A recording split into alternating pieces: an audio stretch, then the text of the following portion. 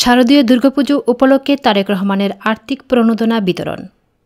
সাম্প্রতিক সময়ে বাংলাদেশ রাজনৈতিক দল বিশেষ করে বিএনপি কর্তৃক দুর্গাপূজা উপলক্ষে আর্থিক সহায়তা বিতরণের খবর বিভিন্ন সংবাদ মাধ্যমে প্রকাশিত হয়েছে। ময়মনসিংহ প্রেস ক্লাব মিলনায়তনে কোতোয়ালী থানা বিএনপির আহ্বায়ক হেলাল আহমেদ, সিনিয়র যুগ্ম আহ্বায়ক ইয়াহিয়া আহমেদ শাহিন এবং সদস্য সচিব আতাহারুল ইসলাম বুলবুলের সভাপতিত্বে এই আর্থিক সহায়তা বিতরণ করা হয়। অনুষ্ঠানে প্রধান অতিথি হিসেবে উপস্থিত ছিলেন ময়মনসিংহ দক্ষিণ জেলা বিএনপি সদস্য সচিব রুখনুজ্জামান সরকার রুখন, যিনি এই প্রণোদনা বিতরণ করেন। এই আর্থিক সহায়তা বিএনপির ভারপ্রাপ্ত চেয়ারম্যান তারেক রহমানের পক্ষ থেকে দেওয়া হয়েছে। দেশের বিভিন্ন স্থানে দুর্গাপূজা উদযাপনের জন্য হিন্দু সম্প্রদায়ের কাছে এই প্রণোদনা পৌঁছে দেওয়া হয়েছে, যার অংশ হিসেবে ময়মনসিংহের এই সহায়তা দেওয়া হয়েছে। অনুষ্ঠানে স্থানীয় বিএনপি এবং এর সহযোগী সংগঠনের অনেক নেতাকর্মীরা উপস্থিত ছিলেন।